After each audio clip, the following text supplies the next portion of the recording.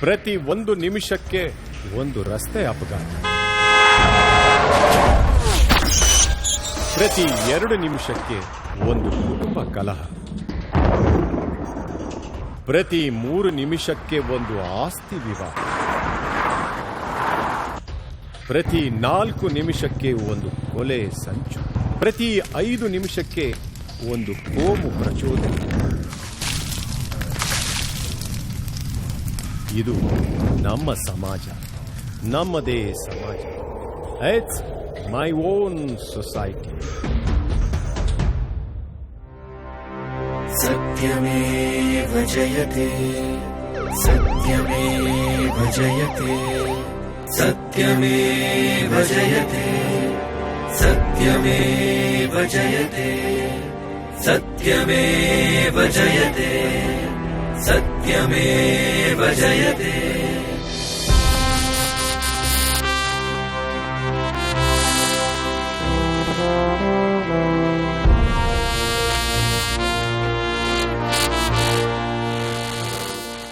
ಕರ್ನಾಟಕ ರಾಜ್ಯ police department ಅಂದರೆ ಏನು? ನಾವು ಬಾಲ್ಯಕಾಲದಿಂದ ನಮ್ಮ ಜೀವನ ಎಂಡ್ವರೆಗೆ ಏನೇನು ಕೆಲಸ ಮಾಡಬೇಕಾದ್ರೆ ಮ್ಯಾಕ್ಸಿಮಮ್ ಟೈಮ್ ಪೊಲೀಸ್ ಡಿಪಾರ್ಟ್ಮೆಂಟ್ಗೆ ಕರಿತೀವಿ. ಪೊಲೀಸ್ ಡಿಪಾರ್ಟ್ಮೆಂಟ್ ನಮ್ಮ ಜೀವನದಲ್ಲಿ ಒಂದು ಇಂಪಾರ್ಟೆಂಟ್ ಪಾರ್ಟ್ ಇದಿರುತ್ತದೆ. ಕರ್ತನ ಮನೆಯಲ್ಲಿ ಕರ್ತನ ಆಗಲಿ, ಗ್ರಾಮದಲ್ಲಿ ಜಗಳ ಆಗಲಿ, ರೋಡ್ನಲ್ಲಿ ಆಕ್ಸಿಡೆಂಟ್ ಆಗಲಿ, ಫ್ಯಾಮಿಲಿ ಡಿಸ್ಪ್ಯೂಟ್ ಆಗಲಿ, ಅಥವಾ ಟ್ರಾಫಿಕ್ ಜಾಮ್ ಆಗಲಿ, ಏನಾದರೂ ಇದ್ರೆ ಮೊದಲನೇದಾಗಿ ಸರ್ಕಾರಕ್ಕೆ ಮನವಿ ಮಾಡಬೇಕಾದರೆ ಜನಗಳು ಸರ್ಕಾರ ಹತ್ರ ಹೋಗಲ್ಲ. ಒಂದು ಗ್ರಾಮದಲ್ಲಿ ಇರ್ತಕ್ಕಂಥ ಜನಗಳಿಗೆ ಸರ್ಕಾರ ಅಂದರೆ ಪೊಲೀಸ್ ಡಿಪಾರ್ಟ್ಮೆಂಟ್.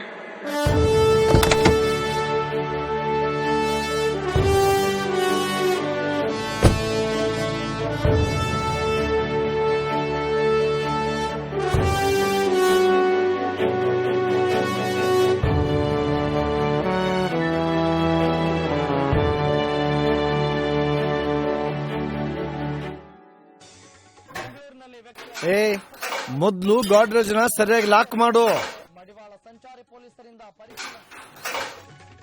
ಸರಿ, ಕೀ ಎಲ್ಲಿಟ್ಟೆ?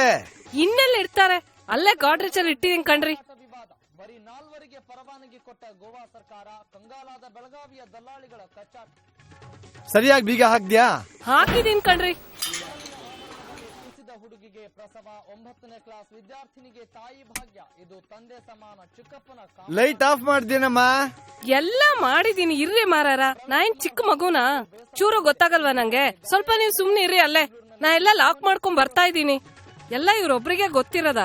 ಹೇಳ್ದೆ ಮೈಸೂರು ಸೀಮೆಯವ್ರು ಹಿಂಗೆ ಅಂತ ನಮ್ಮ ಅಪ್ಪಂಗೆ ಕೇಳ್ಬೇಕಲ್ಲ ನಮ್ಮಪ್ಪ. ಹೋಗೋಣ. ಸೂರ್ಯನಿಗೆ 108 ನಮಸ್ಕಾರ. ತಿರುಪತಿಯಲ್ಲಿ ಗೋವಿಂದನ ಸ್ಮರಣೆ.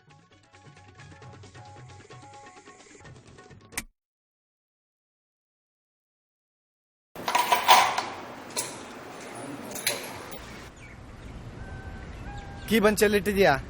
ಎಲ್ಲಿ ಇಡ್ತಾರ್ರಿ? ಯಾವಾಗ್ಲೂ ಇಲ್ಲ ಇಡಲ್ವಾ? ಕಿಟಕಿ ಪಕ್ಕ ಬೌಲಲ್ಲಿ ಅಲ್ಲೇ ಇಟ್ಟಿದ್ದೀನಿ. ಸರಿ ಸರಿ ಸರಿ, ಗೇಟ್ ಕೀ ತಗೊಂಬಾ. ಸರಿ, ನಾ ಬರ್ತೀನಿ, ನೀವು ಹೋಗ್ರಿ ಮಾರರೆ. ಒಳ್ಳೆ ರಗಡೆ ಅಂದ್ರೆ ನಿಮ್ದು. ಅಯ್ಯ, ನಿಮ್ಮಪ್ಪ ಕುದುರೆ ಕೊಡ್ತೀನಿ, ಆನೆ ಕೊಡ್ತೀನಿ ಅಂತಂದು ಚೆಸ್ ಬೋರ್ಡ್ ಕೈ ಕೊಟ್ಟಾಗೆ ನಾನು ತಿಳ್ಕೊಳ್ಬೇಕಾಯ್ತು ನಿನ್ ಯೋಗ್ಯತೆನ. ನಮ್ಮ ಹಣೆ ಬರಕ್ಕೆ ಯಾರು ಹೊಣೆ? ಬಾಬಾ ಬೇಗ ಬಾರೆ.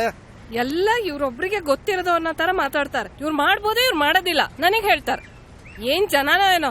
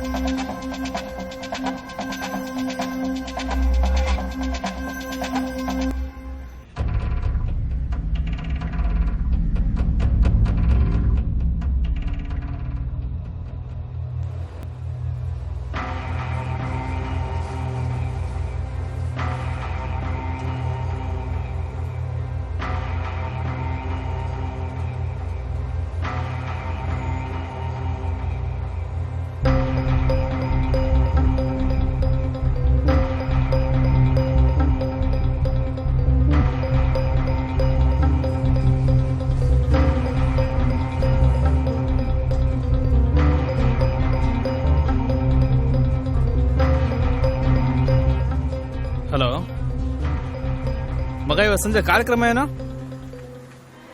ಅಲ್ವೇ ಇಷ್ಟು ದಿವ್ಸಕ್ಕೆ ನಿನ್ ತವ್ರ ಮನೆ ಕಡೆಯಿಂದ ಒಂದು ಒಳ್ಳೆ ಊಟ ಅಂತ ಆತು. ಹೌದೌದ್, ಅದು ನಿಮಗ್ ಏನು ಬರೀ ಒಂದು ಅಡ್ಗೆದೇ ಹಲಸಿನಣ್ಣು, ಒಂದು ಚಿಂತೆ. ಕುಂಬಳಕಾಯಿ ನಮ್ ಚಿಕ್ಕಪ್ಪ ಮಾಡಿದ್ದೆ ಮಾಡು ಹುಟ್ಟಿದ್ರಲ್ಲ, ಆ ಮಾಡಿದ್ದೆ ಸೀರೆನ್ ಮಾಡು. ನೋಡಿದ್ರಾ? ಅದು ಪರವಾಗಿಲ್ಲ ಬಿಡು.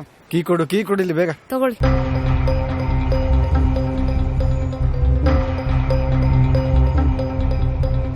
ಅಯ್ಯೋ ಬೀಗನೇ ಇಲ್ವಲ್ಲೇ?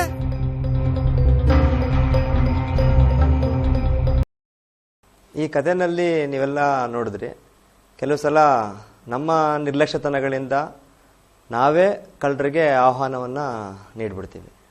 ಹೇಗೆ ಅಂತಂದರೆ, ನಾವು 2-3 ದಿನ ಮನೆಗಳನ್ನ ಬಿಟ್ಟು ಎಲ್ಲರೂ ಹೊರಗಡೆ ಹೋಗಬೇಕಿದ್ರೆ ಮನೆಯ ಮುಂಬಾಗಿಲಿಗೆ ತುಂಬ ದಪ್ಪ ದಪ್ಪ ಲಾಕ್ಗಳನ್ನ ಹಾಕ್ತೀವಿ, ಗೇಟ್ ಬಾಗಿಲುಗಳಿಗೆ ತುಂಬ ದಪ್ಪ ಲಾಕ್ನ ಹಾಕ್ತೀವಿ. ಇನ್ನು ಕೆಲವು ಸಲ ನಾವು ಮನೆ ಬಿಟ್ಟು ದೂರ ಎಲ್ಲಾದರೂ ಹೋಗಬೇಕಿದ್ರೆ ನ್ಯೂಸ್ ಪೇಪರ್ನವರು ಪ್ರತಿದಿನ ನ್ಯೂಸ್ ಪೇಪರ್ ಹಾಕಿರ್ತಾರೆ, ಹಾಲಿನ ಪ್ಯಾಕೆಟ್ ಕೂಡ ಅಲ್ಲೇ ಕಾಂಪೌಂಡ್ ಮೇಲೆ ಇರ್ತದೆ, ಅದನ್ನ ಯಾರು ಖಾಲಿ ಮಾಡಿರೋದಿಲ್ಲ. ಸೊ ಇದರಿಂದ ಕೂಡ ಈ ಮನೆ ಒಳಗಡೆ ಯಾರೂ ಇಲ್ಲ ಅಂತ ಗೊತ್ತಾಗ್ತದೆ. ಸೊ ಈ ಥರ ನಾವು ಮಾಡ್ತಕ್ಕಂಥ ಸಣ್ಣ ಸಣ್ಣ ನಿರ್ಲಕ್ಷ್ಯತನಗಳಿಂದ ಕಳ್ಳರಿಗೆ ನಾವೇ ಆಹ್ವಾನಗಳನ್ನ ಕೊಟ್ಬಿಡ್ತೀವಿ. ನೋಡಿದ ತಕ್ಷಣ ಅವ್ರಿಗೆ ಕಳ್ತನ ಮಾಡಬೇಕಂತ ಅನ್ನಿಸ್ತದೆ ಮತ್ತು ಕಳ್ತನಗಳು ಆಗ್ಬಿಡ್ತವೆ. ಸೊ ಇಂತಹ ಸಣ್ಣ ಪುಟ್ಟ ತಪ್ಪುಗಳನ್ನು ಮಾಡ್ದೇ ಕಳ್ತನಗಳನ್ನ ತಡೆಗಟ್ಟುವಲ್ಲಿ ನಾವು ಏನೇನು ಪ್ರಿಕಾಷನರಿ ಮೆಜರ್ಗಳನ್ನ ತಗೋಬೋದಪ್ಪ ಅಂತಂದರೆ, ಸಾಧ್ಯವಾದಷ್ಟು ಮನೆಯಲ್ಲಿರ್ತಕ್ಕಂತಹ ಬೆಳ್ಳಿ, ಚಿನ್ನ, ನಗದು ಹಣ ಇಂಥದನ್ನು ಹತ್ತಿರದ ಬ್ಯಾಂಕ್ಗಳಲ್ಲಿ ಸೇಫ್ಟಿ ಲಾಕರ್ಗಳಲ್ಲಿ ಇಡಬೇಕು. ತುಂಬ ಹಿಂದಿನಿಂದ ಸೇಫ್ಟಿ ಲಾಕರ್ನಲ್ಲಿ ದುಡ್ಡು ಮತ್ತು ಚಿನ್ನ ಇಡೋದ್ರಿಂದಾಗಿ ಎಲ್ರಿಗೂ ಮಾಹಿತಿ ಗೊತ್ತಾಗ್ತದೆ ಅಂತ ಅಂದ್ಬಿಟ್ಟು ಒಂದು ತಪ್ಪು ಕಲ್ಪನೆ ಇದೆ. ಇದು ಒಂದು ತಪ್ಪು ಕಲ್ಪನೆ. ಆ ಥರ ಯಾರಿಗೂ ಕೂಡ ಮಾಹಿತಿ ಹೊರಗಡೆಗೆ ಹೋಗೋದಿಲ್ಲ, ಅದು ತುಂಬ ಸೀಕ್ರೆಟಾಗಿ ಇರ್ತದೆ. ಎರಡನೇದಾಗಿ, ಮನೆಯ ಮುಂಬಾಗಿಲುಗಳಿಗೆ ಕಬ್ಬಿಣದ ಗ್ರಿಲ್ ಡೋರ್ಗಳನ್ನ ಅಳವಡಿಸ್ತಕ್ಕಂಥದ್ದು ಒಳ್ಳೆಯದು. ಮತ್ತು ತುಂಬ ದಪ್ಪ ದಪ್ಪ ಲಾಕ್ಗಳನ್ನ ಹಾಕೋದಕ್ಕಿಂತ ಸೆಂಟರ್ ಲಾಕ್ಗಳನ್ನ ಹಾಕೋದು ಒಳ್ಳೆಯದು. ಅದ್ರ ಜೊತೆಗೆ ಕಾಂಪೌಂಡ್ಗಳಿಗೆ ಬೀಗ ಹಾಕಲೇಬಾರ್ದು. ಯಾವುದೇ ಕಾರಣಕ್ಕೂ ಕಾಂಪೌಂಡ್ ಗೇಟ್ಗಳಿಗೆ ಬೀಗಗಳನ್ನ ಹಾಕಬಾರ್ದು. ಮತ್ತು ನಾವು ಮನೆ ಬಿಟ್ಟು 2-3 ದಿನ ಹೊರಗಡೆ ಹೋಗಬೇಕಿದ್ರೆ ನ್ಯೂಸ್ ಪೇಪರ್ ಅವ್ರಿಗೆ ಮತ್ತು ಹಾಲಿನವ್ರಿಗೆ ಒಂದು ಇನ್ಫಾರ್ಮೇಷನ್ ಕೊಡಬೇಕು, ಇರೋದಿಲ್ಲ ಒಂದು 2-3 ದಿನ ಹಾಕಬೇಡಿ ಅಂತ ಅಂದ್ಬಿಟ್ಟು. ಸಾಧ್ಯವಾದಷ್ಟು ಹೊರಗಡೆ ಒಂದು ಲೈಟಿನ ವ್ಯವಸ್ಥೆ ಯಾವಾಗಲೂ ಇರುವಂಗೆ ನೋಡ್ಕೋಬೇಕು. ಇದನ್ನು ಹೊರತುಪಡಿಸಿ ಇತ್ತೀಚೆಗೆ ಮಾರ್ಕೆಟಿನಲ್ಲಿ CCTVಗಳು, ಸೆನ್ಸಾರ್ ಅಲಾರಾಮ್ಗಳು ತುಂಬ ಕಡಿಮೆ ರೇಟಿಗೆಲ್ಲ ಕೂಡ ಸಿಗ್ತವೆ. ಒಳ್ಳೆ ಕ್ವಾಲಿಟಿದು ತುಂಬ ಕಡಿಮೆ ರೇಟಿಗೆ ಸಿಗ್ತವೆ. ಅಂಥದ್ದನ್ನು ಕೂಡ ಅಳವಡಿಸ್ಕೋಬಹುದು. ಅದಲ್ಲದೆ ಹಿಂಗೆ ನೀವು 3-4 ದಿನಗಳ ಕಾಲ ಮನೆಗಳನ್ನ ಬಿಟ್ಟು ಹೊರಗಡೆ ಹೋಗಂಗಿದ್ರೆ ಸ್ಥಳೀಯ ಪೊಲೀಸ್ ಠಾಣೆಗೆ ಮಾಹಿತಿಯನ್ನು ಕೊಟ್ಟರೆ ನಾವು ರಾತ್ರಿ ಬೀಟ್ ಸಿಬ್ಬಂದಿಗಳನ್ನ ನಿಮ್ಮ ಮನೆ ಹತ್ರ ಕಳಿಸ್ಕೊಟ್ಟು ಚೆಕ್ ಮಾಡಲಿಕ್ಕೆ ನೇಮ್ಸ್ ಕಳಿಸ್ಕೊಡ್ತೀವಿ. ಮತ್ತು ಅಕ್ಕಪಕ್ಕದ ಮನೆಯವರು ತುಂಬ ಯಾರು ನಂಬಿಕೆ ಇರೋರಿಗೆ ನೀವು ಮಾಹಿತಿಯನ್ನು ಕೊಟ್ಟಿದ್ರೆ ಅವರು ಕೂಡ ಅದ್ರ ಮೇಲೆ ಗಮನ ಹರಿಸ್ತಾ ಇರ್ತಾರೆ.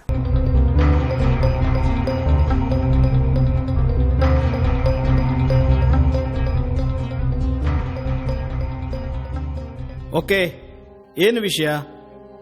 ಸರ್, ಒಂದು ಕಂಪ್ಲೇಂಟ್ ಕೊಡ್ಬೇಕಿತ್ತು ಸರ್. ಹೌದು ಸರಿ, ಯಾವ ವಿಚಾರಕ್ಕೆ? ಅದು ಸರ್, ನಮ್ಮ ಮನೇಲಿ ಕಳ್ತನ ಆಗೋಗಿದೆ. ಮನೆ ಅಂದ್ರೆ ಸರ್, ಅದು ಮನೇಲಿರೋ ಒಡವೆ, ಹಣ, ವಸ್ತ್ರ ಎಲ್ಲ ಕಳ್ತನ ಆಗೋಗಿದೆ. ಎಷ್ಟು ಹಣ? 5 ರೀ, ನೀವ್ ಸುಮ್ನೆ ರೀ ಸರ್. ಅದು 50,000 ರೂಪಾಯಿ ಹಣ, ಆಮೇಲೆ 100 ಗ್ರಾಮ್ ಬಂಗಾರ, 15 kg ಬೆಳ್ಳಿ ಎಲ್ಲ ಹೋಗಿದೆ ಸರ್. ಮುಂದೆ? ಸುಮ್ನಿರೆ ಸರ್. 5,000 ರೂಪಾಯಿ ಹಣ, 15 ಗ್ರಾಮ್ ಬಂಗಾರ, 2 ಬೆಳ್ಳಿ ದೀಪ ಸರ್. ಯಾವ ಸಮಯದಲ್ಲಿ ಕಳ್ತನ ಆಯ್ತು? ಆಗ ನೀವು ಎಲ್ಲಿ ಹೋಗಿದ್ರಿ? 4 ದಿನ ಮನೇಲಿರ್ಲಿಲ್ಲ ಸರ್. ಮನೆಗೆ ಬೀಗ ಹಾಕಿದ್ವಿ ಸರ್. ನಾವಿಲ್ದೇ ಇರೋದನ್ನ ನೋಡಿ ಯಾರೋ ಕಳ್ತನ ಮಾಡ್ಕೊಂಡು ಹೋಗಿದ್ದಾರೆ ಸರ್. ಇಷ್ಟು ದೊಡ್ಡ ಬೀಗ ಹಾಕಿದ್ವಿ ಸರ್, ಆದ್ರೂ ಯಾರೋ ಕಳ್ತನ ಮಾಡ್ಕೊಂಡು ಹೋಗ್ಬಿಟ್ಟಿದ್ದಾರೆ. ನಿಮ್ಮ ಅಕ್ಕಪಕ್ಕದ ಮನೆಯವರು ಯಾರ್ಯಾರಿದ್ದಾರೆ, ಅವರಿಗೆ ಈ ವಿಚಾರ ತಿಳಿಸಿರ್ಲಿಲ್ವಾ? ಇಲ್ಲ ಸರ್. ಯಾಕೆ? ಅದು ಮನೆ ಮುಂದ್ ಪಾಟಲ್ಲಿ ಕೊತ್ತಂಬರಿ ಸೊಪ್ಪು, ಮೆಣಸಿನ ಗಿಡ ಹಾಕೊಂಡಿದ್ನ ಸರ್. ಅದು ನಾವಿಲ್ಲ ಅಂತ ಗೊತ್ತಾಗ್ಬಿಟ್ರೆ ಓಹೋ, ಅವರೇ ಕೆದ್ದು ಬಿಡ್ತಾರೆ ಅಂತನಾ? ಮತ್ತೆ ಯಾರ್ಯಾರಿಗೆ ಹೇಳಿದ್ರಿ? ಅದು ಸರ್, ಹಾಲ್ ಹಾಕೋನಿಗೆ 4 ದಿನ ನಾವಿರಲ್ಲ, ಹಾಲ್ ಹಾಕ್ಬೇಡ ಅಂತ ಹೇಳಿದ್ವಿ. ಗುಡ್, ಇದೊಂದು ಒಳ್ಳೆ ವಿಚಾರ ಹೇಳಿದ್ರಿ. ಮತ್ತೆ ಯಾರ್ಯಾರಿಗೆ ತಿಳಿಸಿದ್ರಿ? ಸರ್, ಕೇಬಲ್ ಹಣ ಕೇಳಲಿಕ್ಕೆ ಅಂತ ಬಂದಿದ್ನ. ಆಮೇಲೆ ನಾವು 4 ದಿನ ಊರಲ್ಲಿ ಇರೋದಿಲ್ಲ, ನಾವು ಬಂದ್ಮೇಲೆ ನೀ ಹಣ ತಗೊಂಡ್ ಹೋಗಪ್ಪ ಅಂತ ಒಟ್ಟವನಿಗೆ ಹೇಳಿದೀವಿ ಸರ್. ಮತ್ತೆ ನಂತರ ಯಾರಿಗೆ ಹೇಳಿದ್ರಿ? ಇನ್ಯಾರಿಗೂ?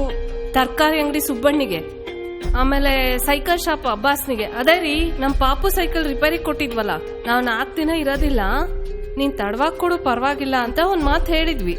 ಅದನ್ ಬಿಟ್ಟು ಇನ್ಯಾರಿಗೂ ಹೇಳಿಲ್ಲ ಸರ್ ನಾವು. ಓಕೆ, ಆಯ್ತು. ಒಂದು ಕಂಪ್ಲೇಂಟ್ ಬರ್ಕೊಡಿ, ಏನೇನು ಕಳ್ತನ ಆಗಿದೆ ಅಂತೇಳಿ. ಕಂಪ್ಲೇಂಟ್ ಬರ್ಕೊಡ್ಲಿಕ್ಕೆ ಬರ್ತದ ನಿಮ್ಗೆ? ಸರ್ ನಾವು ಇದೇ ಫಸ್ಟು ಸರ್ ಸ್ಟೇಷನ್ ಮೆಟ್ಲು ಹತ್ತುತ್ತಾ ಇರೋದು. ನೋಡಿ, ಕಂಪ್ಲೇಂಟ್ ಅಂದ್ರೆ ಕೆಲವು ಅಂಶಗಳು ಪ್ರಮುಖವಾಗಿ ಬೇಕಾಗ್ತದೆ. ಹಾ ಸರ್. ಯಾರು ಕಂಪ್ಲೇಂಟ್ ಕೊಡ್ತಾರೆ ಅವ್ರ ಹೆಸರು ಬೇಕಾಗ್ತದೆ, ವಿಳಾಸ ಬೇಕಾಗ್ತದೆ. ಹಾಗೆ ಆ ಕಂಪ್ಲೇಂಟ್ ನ ಪ್ರಮುಖ ಅಂಶ ಏನು ನಡೆದಿದೆ, ಆ ಘಟನೆ ಯಾವ ರೀತಿ ನಡೆಯಿತು ಅನ್ನೋದನ್ನ, ಯಾವ ದಿನಾಂಕ ನಡೆಯಿತು, ಯಾವ ಸಮಯದಲ್ಲಿ ನಡೆಯಿತು, ಅದಕ್ಕೆ ಯಾರ್ಯಾರು ಸಾಕ್ಷಿಗಳಿದ್ದಾರೆ ಅದನ್ನ ನಮೂದು ಮಾಡಿ ಆ ಕಂಪ್ಲೇಂಟ್ ನಲ್ಲಿ ಬರೆದು ಕೊಡಬೇಕಾಗ್ತದೆ. ನಾವು ತಗೊಳ್ಬೇಕಾಗಿರ್ತಕ್ಕಂಥ ಎಲ್ಲ ಮುಂಜಾಗ್ರತೆಗಳನ್ನ ತಗೊಂಡ ನಂತರನೂ ಕೂಡ ಅನ್ಫಾರ್ಚುನೇಟ್ಲಿ ಕಳ್ತನ ಆಗೋಯ್ತು ಅಂತ ಅಂದರೆ ಮನೆಯ ಮಾಲೀಕರು ಅವ್ರ ಗಮನಕ್ಕೆ ಯಾವಾಗ ಕಳ್ತನ ಆಗಿದೆ ಅಂತ ಗಮನಕ್ಕೆ ಬರ್ತದೆ ತಕ್ಷಣವೇ ಪೊಲೀಸ್ ಠಾಣೆಗೆ ಒಂದು ಮಾಹಿತಿನ ಕೊಡಬೇಕು. ಅದನ್ನು ಹೊರತುಪಡಿಸಿ ಯಾವುದೇ ಕಾರಣಕ್ಕೂ ಮನೆಯ ಒಳಗಡೆ ಹೋಗಬಾರ್ದು, ಯಾವುದೇ ವಸ್ತುಗಳನ್ನ ಮುಟ್ಟಬಾರ್ದು. ಇದರಿಂದ ತುಂಬ ಕ್ರೂಷಿಯಲ್ ಸಾಕ್ಷ್ಯಗಳು ನಾಶ ಆಗ್ಬಿಡ್ತವೆ. ಇವೆಲ್ಲ ನಮಗೆ ತನಿಖೆಗೆ ತುಂಬ ಬೇಕಾಗ್ತವೆ ಮುಂದೆ. ಸೊ ಈ ಸಾಕ್ಷ್ಯಗಳು ನಾಶ ಆಗ್ಬಿಡ್ತವೆ.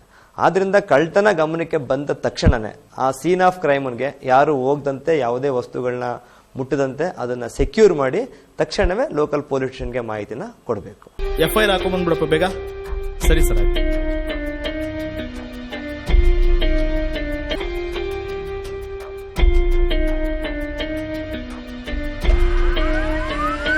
ನೀವು ಕೊಟ್ಟ ಕಂಪ್ಲೇಂಟ್ಗೆ ನಾವು FIR ಮಾಡಿದ್ದೇವೆ.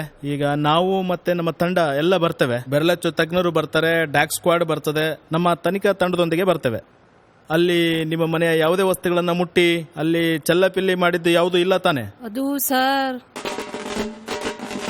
ಅಯ್ಯೋ ಬೀಗನೆ ಮುರಿದಿದ್ದಾರಲ್ಲೇ, ಏನೋ ಆಗಿದೆ ಕಣೆ, ಯಾವನೋ ಕಳ್ಬಡ್ಡಿ ಮಗ ನುಗ್ಗಿ ತೋಳ್ಬಿಟ್ಟೆ ಅಂಕಣೆ.